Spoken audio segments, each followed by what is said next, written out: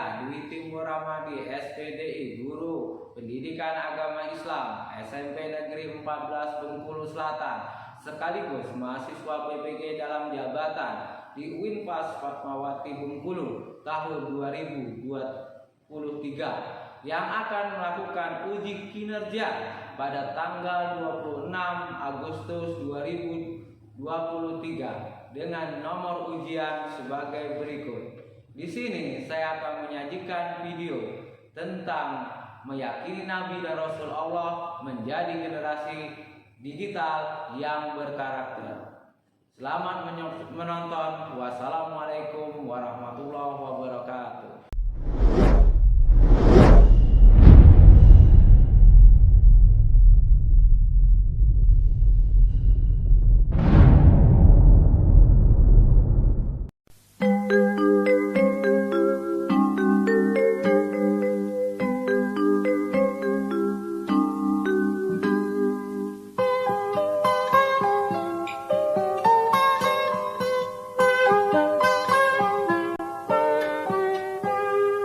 Pagiku cerahku, matahari bersinar, ku gendong tas merahku di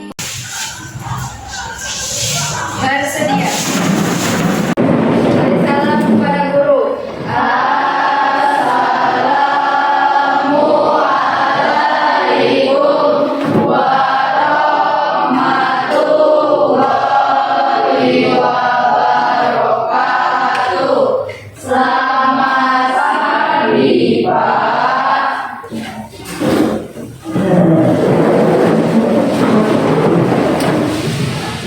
Ya, berdoa mulai.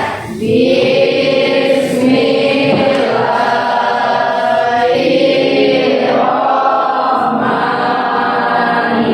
Alhamdulillahi Rabbil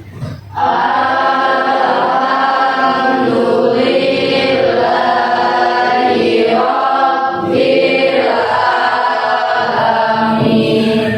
Ar-Rahmanir-Rahim. Maliki yaumiddin. Iyyaka na'budu wa iyyaka nasta'in. Ihdinas siratal mustaqim. Siratal ladzina an'amta 'alaihim ghairil maghdubi 'alaihim waladdallin. Amin. Shadaqallahul azim. Baik, sekalian, apa kabar semuanya? Sehat semuanya? Pagi hari ini kita bertemu lagi dalam pelajaran pendidikan agama Islam. Sebelum kita belajar, maka Bapak akan mengecek kehadiran anak-anak sekalian, ya. Maka kan Bapak cek kehadirannya. Sebelumnya Bapak menanya dulu, ada semua kira-kira? Jadi untuk memastikan, Bapak akan panggil satu persatu. Apa? Ada? Ada. Nurdianti? Ada? Ada. Reza? Ada. Devi? Ada? Ada. Pandu? Ada. Adil? Ada ya? Rio? Kemudian Arifin Ilham? Ada. Kirana? Ada. Pipa? Kemudian Rika? Fadia? Kemudian Reno? Selanjutnya Adinda? Leona? Ada. Keiza? Ada. Kemudian Rafika? Ada. Dinda? Ada. Franky? Ada. Marvel? Ada ya. Bunga? Ada. Roy Nawi? Ada. Ada Adik Pratama, ada Amanda, oke, Anggini, ada ya. Terima kasih anak-anak, ternyata hadir semua. Baik anak-anak sekalian, selanjutnya Bapak ingin, karena materi kita adalah tentang beriman kepada Rasulullah dan Nabi Allah, maka sebelumnya Bapak ingin bertanya sedikit sebelum kita masuk sebenarnya apa sih itu keyakinan Nabi dan Rasulullah menjadi generasi digital yang berkarakter, ya. Jadi Bapak ingin bertanya sedikit tentang apa sih itu iman secara global. Ya, silakan Bapak. Menurut saya yakin. Yakin. Itu saja ya. Ada yang lain? Yang nambahin mungkin kawan-kawannya? Silakan. Oh ya, silakan. Menurut saya iman adalah percaya. Percaya? Belum tentu yakin. Belum tentu yakin. Oh gitu.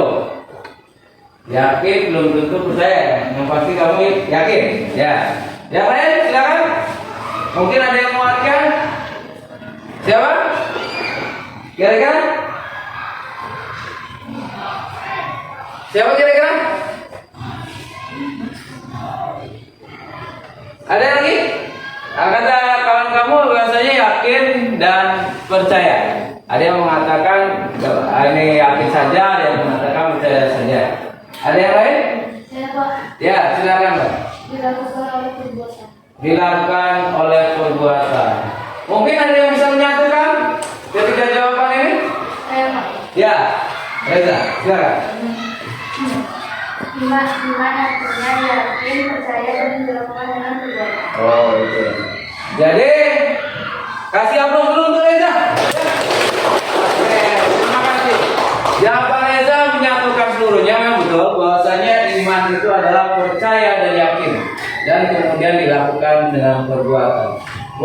Bahwasanya manusia itu yang pertama percaya dulu, ya. Setelah percaya baru maka akan lahir yang namanya yakin. Setelah kita melihat dengan panca indera, karena percaya ini adalah berkaitan dengan panca indera, apa yang bisa dirasakan dan direspon dan diterima oleh akal, itu yang namanya percaya.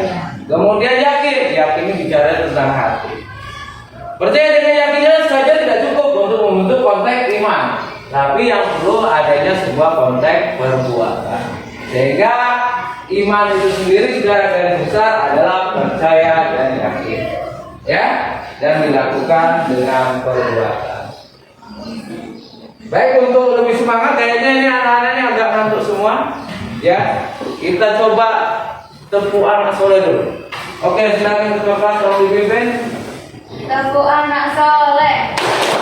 Aku anak soleh, rajin sholat, rajin ngaji, orang tua dihormati, cinta Islam sampai mati. La ilaha illallah Muhammad Rasulullah. Aku anak soleh. Yes. Sudah semua? Sudah? Nggak ngantuk lagi? Baik anak-anak sekalian. Jadi kita masuk saja pelajaran tentang iman kepada Rasul ini. Sebelum kita masuk dalam itu, maka Bapak akan menjelaskan tentang profil pelajar Pancasila dan pelajaran rahmatan lil alamin. Bahwasanya profil pelajar Pancasila yang ingin dicapai dalam materi ini adalah ingin beriman, bertakwa kepada Tuhan Yang Maha Esa dan berakhlak mulia, bergotong royong dan kreatif. Kemudian profil pelajar Pancasila dan rahmatan lil alamin ingin dicapai adalah peserta didik menjadi pribadi yang beriman, bertakwa kepada Tuhan Yang Maha Esa dan berakhlak mulia, pemahaman agama, kepercayaan tentang unsur-unsur utama agama, kepercayaan, ajaran, kitab suci, simbol-simbol, hari-hari dan hal-hal yang suci, sejarah agama dan orang suci yang menjadi pribadi yang mandiri. Inilah ini yang kita maksudkan dengan profil pelajar Pancasila dan rahmatan lil alamin. Kemudian tujuannya yaitu kita kenapa untuk belajar ini? Tujuan kita belajar adalah peserta dapat menganalisis kemampuan beriman kepada Nabi dan Rasul. Kemudian peserta didik dapat menciptakan, ya.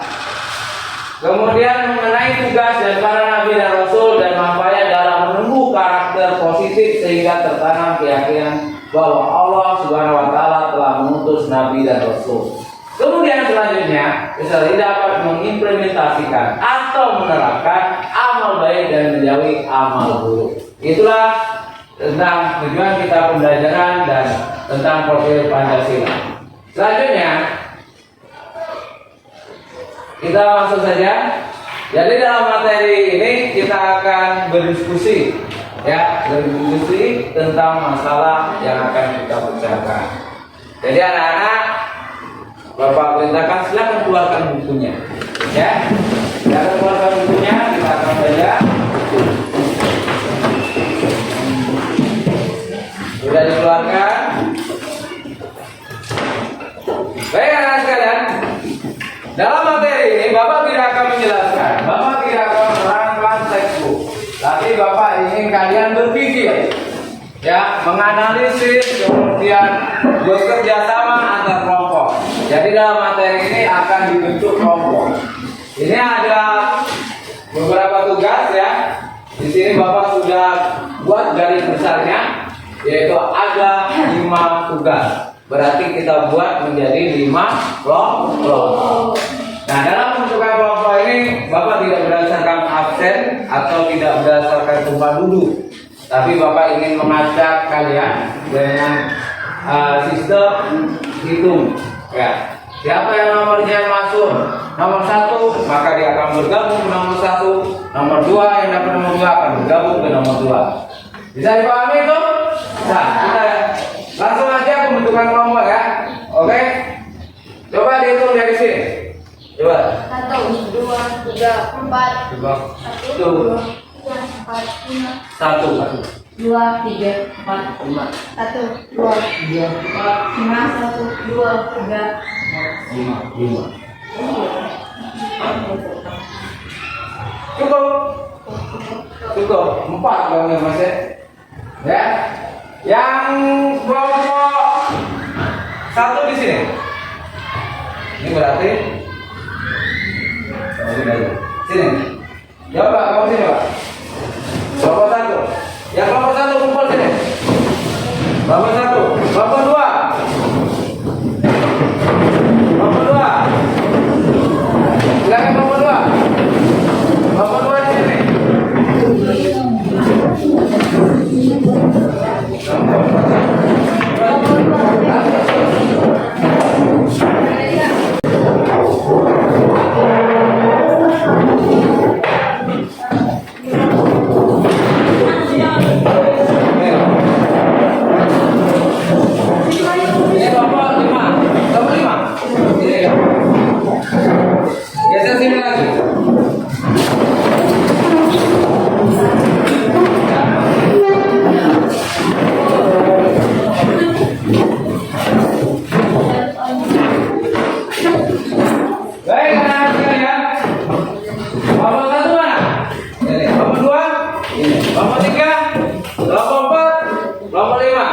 Cukup ya? Jadi seluruh kelompok sudah cukup. Ini tugasnya.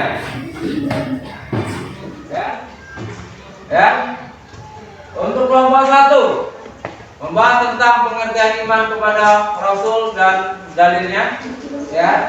Yang dimaksud iman kepada kelompok 1 ini tugasnya adalah dia mencari tentang pengertian iman kepada Rasul dan juga hukumnya.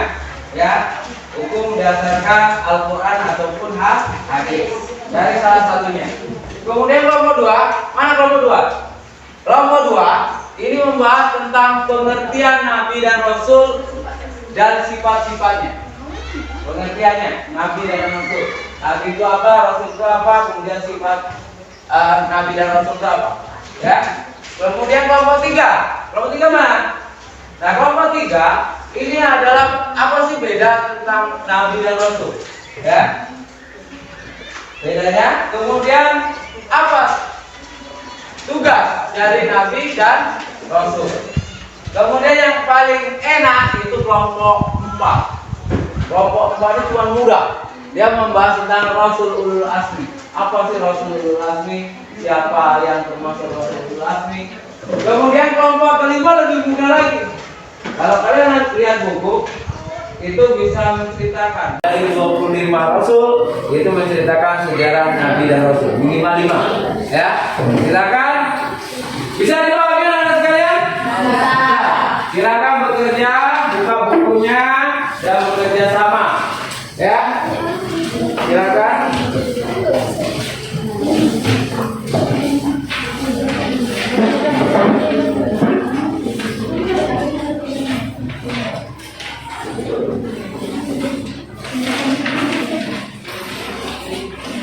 Kalau masih ada yang bingung bisa bertanya sama Bapak. Ya. Kalau masih ada yang kurang paham Pak, sudah seperti apa bisa bertanya sama Bapak.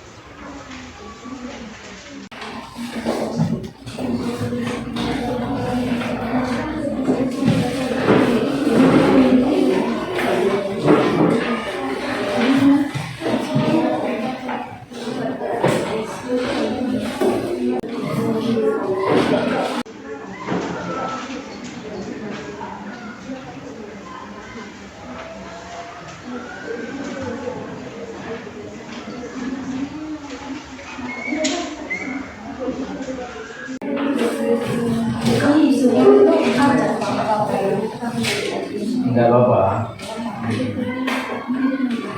Nabi Musa ini apa?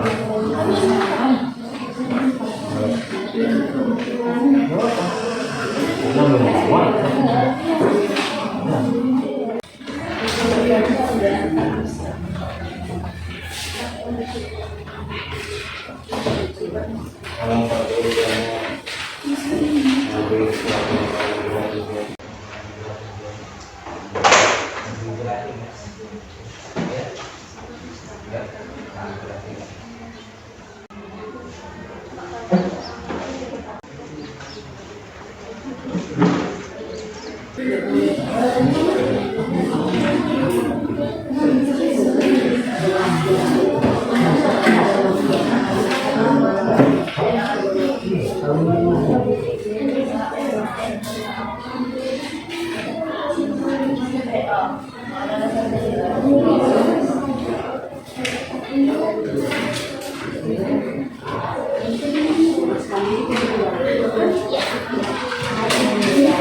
Gimana anak-anak sudah siap?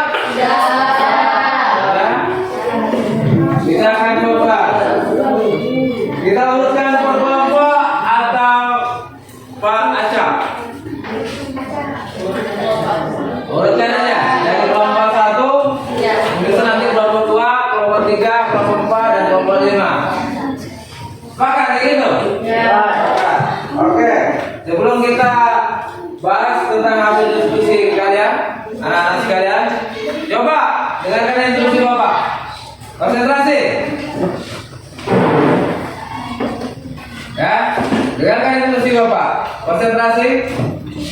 Tepuk 1, tepuk 2, tepuk 1, tepuk 3. Oke. Kelompok 1 silakan untuk mempresentasikan hasil diskusinya tentang apa sih itu tentang iman kepada Rasul dan dalilnya. Silakan kelompok 1, siapa yang mewakili?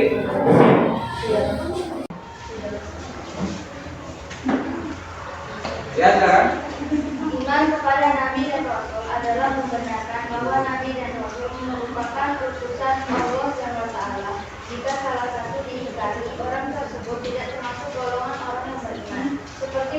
Allah Subhanahu wa taala. Bismillahirrahmanirrahim. Wa man lam yu'min billahi wa rasulihi fa inna a'tadna lil kafirina sa'ira. Artinya, siapa yang tidak beriman kepada Allah dan Rasul-Nya, maka sesungguhnya kami telah menyediakan untuk orang-orang kafir itu neraka sa'ir yang menyala-nyala. Quran Surat Al-Fat, Surah 48 ayat 13. Dari penjelasan ayat tersebut dapat dipahami bahwa kedudukan iman kepada Rasul sama pentingnya dengan rukun iman yang lain dan menjadi penentu seorang disebut mukmin atau tidak. Ada ya kawan yang nambahin? Cukup? Apa? Jadi satu, kamu yang bacakan. Ada tanggapan dari kamu lain? Paham? Jelas?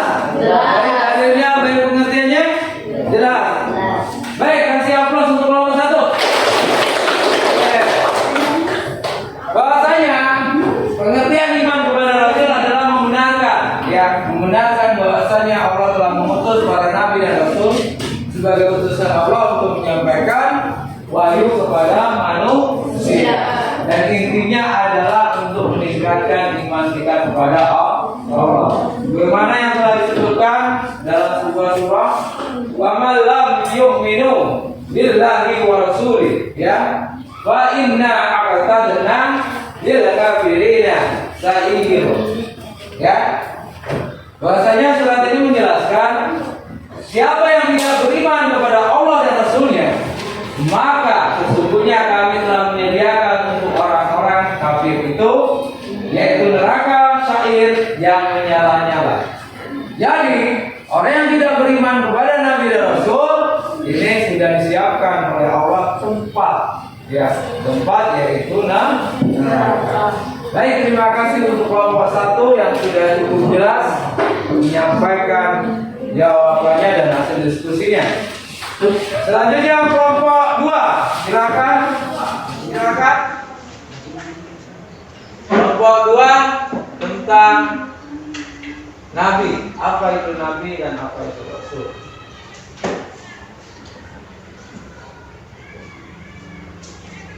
Sifat-sifat Rasul, sifat-sifat wajib.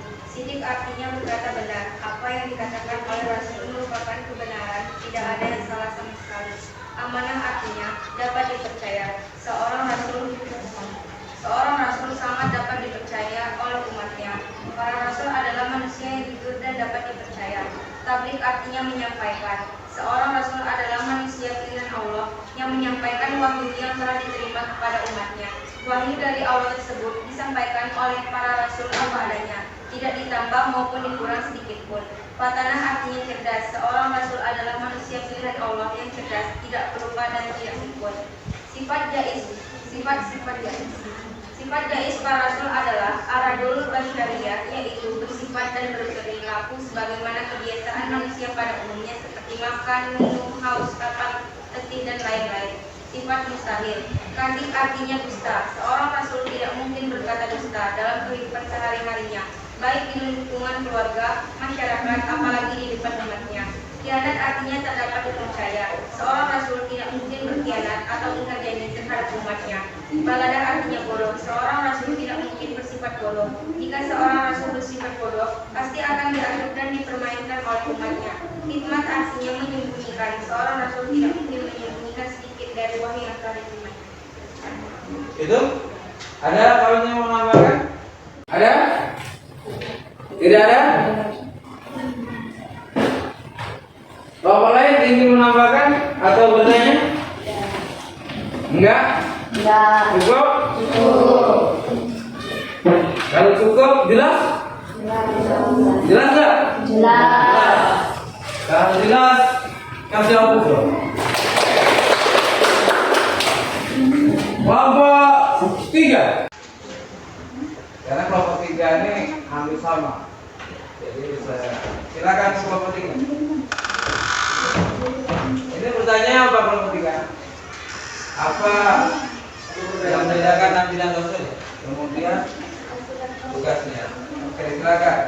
Perbedaan Nabi dan Rasul. Nabi adalah manusia pilihan Allah yang diberi wahyu melalui malaikat Jibril hanya untuk dirinya sendiri. Sedangkan Rasul adalah manusia pilihan wahyu malaikat Jibril untuk disampaikan kepada umatnya. Tugas para rasul sebagai pembawa ajaran tauhid yang benar, yaitu mengesahkan Allah dan meluruskan kembali ajaran tauhid yang sesat di kalangan kaumnya. Sebagai pembawa kabar gembira bahwa hamba-hamba Allah yang taat kelak akan mendapat balasan kebaikan di surga. Sebagai pemberi peringatan bahwa manusia yang ingkar, berbuat kejahatan, maksiat dan menganiaya akan mendapatkan balasan di neraka. Membina kehidupan manusia agar menerapkan akhlak mulia. Sudah? Cukup? Ada yang nambahkan kelompoknya? Enggak? Kelompok lain? Ya. Jadi dua kelompok kelompok 2 dan kelompok 3 ini hampir bersinggungan. Karena dia yang satu membahas tentang pengertian Nabi dan Rasul, yang satu membahas tentang perbedaan. Sebenarnya perbedaan itu bisa diambil dari pengertiannya. Ya. Sudah disampaikan oleh kelompok 2 bahwasanya Nabi itu adalah manusia pilihan Allah yang diberikan wahyu melalui malaikat Jibril itu hanya untuk dirinya sendiri. Jumlah Nabi itu banyak, ya. Kemudian sedangkan Rasul ini adalah siapa? Manusia pilihan Allah yang diberi wahyu melalui, bukan dari tapi melalui malaikat Jibril. Kalau melalui apa? Cuman sebagai perantara malaikat Jibril. Ya, bagian dari mana? Dari Allah. Oke. Kemudian disampaikan oleh Nabi Muhammad kepada para rasul untuk disampaikan kepada umatnya. Intinya bedanya kalau kelompok 3 adalah intinya beda Nabi dan Rasul adalah kalau Nabi untuk dirinya sendiri, kalau Rasul untuk dirinya sendiri dan ada untuk umat. Ya. Kemudian sifat Nabi dan Rasul itu ada 3, 3 secara besar. Sifat wajib, sifat jaiz dan sifat mustahil. Nah, ketiga sifat ini. Nah, tinggal sudah jelaskan tadi oleh kelompok 2, sifat yang wajib seperti ini, sifat yang jaiz seperti ini, dan sifat yang mustahil adalah seperti ini. Dan tugasnya telah dijelaskan oleh kelompok berapa? Kelompok 3. Tugasnya intinya adalah setiap Nabi dan Rasul adalah untuk mengajarkan tauhid. Dan pada intinya adalah untuk mencapai kebahagiaan di dunia dan di akhirat juga. Oke, selanjutnya. Coba angkat tangannya. Angkat apa? Pas angkat tangan apa? 1, 2, 3. Lempar sambil teriak. Ha! Kita ulang lagi. 1, 2, 3. Angkat apa? Teriak. Ha! Oke. Ingat kelompok 1, kelompok 2, kelompok 3. Kayaknya tegang yang membacakan, dia yang menyampaikan. Oke, kita masuk ke kelompok. Gimana kelompok siap? Kelompok baca nanya dulu. Sudah siap? Siap. Oke, kalau siap silakan perwakilan dari kelompok 4. Rasul ulul azmi adalah orang-orang yang memiliki keteguhan hati dalam menghadapi cobaan dari Allah Subhanahu wa taala.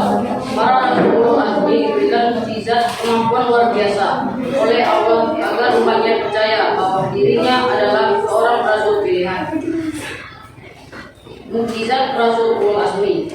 Nabi Nuh alaihissalam sabaran dan ketabahan hatinya dalam menerima ejekan dari kaumnya saat berdakwah dan membuat bahtera kapal atas perintah Allah Subhanahu wa taala serta sabar hati dalam menghadapi anaknya. Ini kayaknya makan kelompok 5 ya. Jadi sebutkan saja siapa nama Rasul Azmi dari 5. Kira-kira siapa? Nabi Nuh alaihissalam, Lanjut. Nabi Ibrahim alaihissalam, Oke, lanjut. Nabi Musa alaihissalam, Oke, selanjutnya Nabi Isa alaihissalam, Nabi Muhammad sallallahu alaihi wasallam. Gitu ya. Kalau kamu ceritakan nanti sudah makan kelompok 5 ya. Oke? Sudah cukup itu Mas? Ya. Oke, silakan dulu. Kasih hapus untuk kelompok. Ya. Baik anak-anak sekalian, jadi Rasulul Azmi. Kalau kita konsepnya dari kita wajibi umat Islam itu mengimani berapa? 25 nabi dan rasul. Ternyata dari 25 ini ada merucut lagi. Ya, merujuk lagi yang disebut dengan Rasul Ulul Azmi. Dari 25 ternyata cuma ada 5 yang termasuk Rasul Ulul Azmi. Sudah disebutkan tadi siapa? Nabi Nuh, Nabi Musa, kemudian Ibrahim, kemudian Isa dan Nabi Muhammad. Nah, kelima nabi ini adalah Nabi Ulul Azmi. Kenapa disebut dengan Rasul Ulul Azmi? Karena mereka dari 25 nabi, 5 orang nabi ini mendapatkan ujian dan mukjizat yang lebih dari Allah Subhanahu wa Ta'ala. Intinya mereka lebih sabar dan lebih memiliki mukjizat. Di balik ujian ternyata ada keberkahan, ada hal lebih dari Allah Subhanahu wa Ta'ala. Oke, jelas? Bawah 5. Silakan.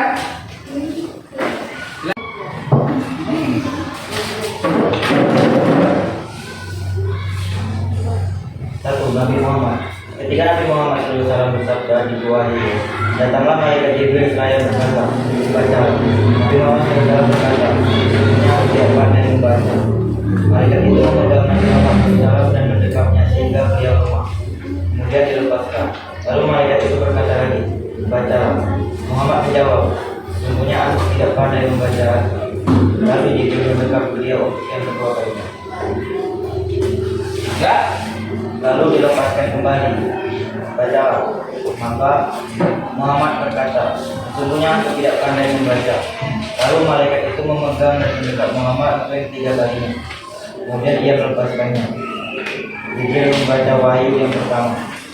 Quran surah Al-Alaq ayat 1-5. Gitu. Bicara tentang Nabi Muhammad. Ya lain? Nabi Nuh, Nabi Ibrahim.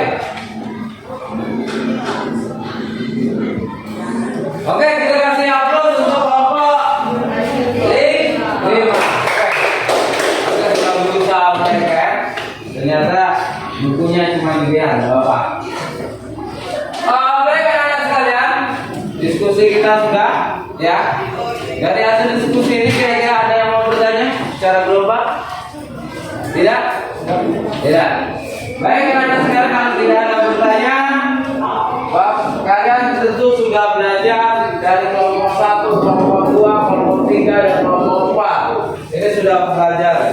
Nah, di antara yang diceritakan, mungkin Anda sudah baca, anak-anak sudah baca.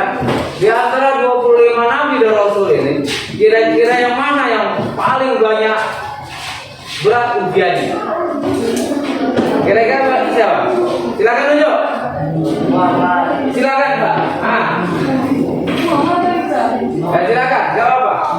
Menurut kamu, Nabi Muhammad kenapa? Karena kenapa? Nabi Ibrahim, alasannya?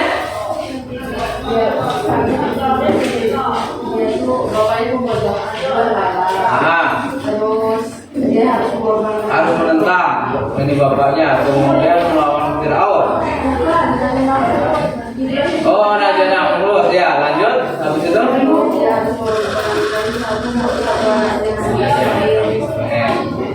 Nah, itu ya. Ya, ada yang lain? Iki yang lain? Ada? Katakan kamu bahwasanya yang paling berat cobaannya adalah Nabi Ibrahim. Karena kenapa? Nabi Ibrahim itu yang mana bapaknya membuat berhala, kemudian dia harus menentang bapaknya sendiri, kemudian dia harus dihukum dengan Raja Namrud, yaitu dengan dibakar, kayak gitu ya. Kemudian setelah dia agak berjaya, sudah dia ini berhasil, ternyata ujiannya tidak cukup. Apa? Nabi Ibrahim mendapatkan perintah dari Allah untuk menyembelih anaknya, ya kan? Menyembelih anaknya untuk dikorbankan kepada Allah. Dia laksanakan. Tapi atas kehendak Allah, maka Ismail selamat dan digantikan seekor kambing. Dan itulah awal daripada ibadah kurban yang kita rayakan pada Lebaran hari. Ya, gitu. Yang lain? Nabi Muhammad berat enggak? Berat, ya. Karena dia harus melawan siapa? Kaum Quraisy, ya. Bahkan keluarganya. Jangan sampai airnya dilempar dan sebagainya. Jadi intinya anak-anak semua nabi dan rasul itu berat semua ujiannya. Kalau mau berhasil, kalau mau sukses, pada intinya harus berjuang dengan Tuhan. Dan selanjutnya anak-anak, dari 25 nabi, kenapa kita harus meneladani sifat-sifat mereka? Kayak kita meneladani sifat Nabi Muhammad, kemudian Nabi Ibrahim. Kenapa? Kira-kira ada yang tahu? Ada yang tahu? Ya, Mbak. Dengan belajar beriman kepada Nabi dan Rasul, kita dapat mengetahui sejarah tentang Rasul dan mengetahui Rasul Ulul Azmi. Dan kita sebagai generasi muda dapat meniru sikap perilaku teladan Nabi dan Rasul. Oke, kasih aplaus untuk kawannya. Intinya ketika kita meladani, kita adalah bisa mencontoh apa yang ada pada Nabi dan Rasul. Selanjutnya anak-anak sekalian itu, dan ini tadi merupakan materi kita hari ini. Dan sebelum Bapak akhiri, kira-kira ada nggak yang bisa menyimpulkan kegiatan kita hari ini? Ada?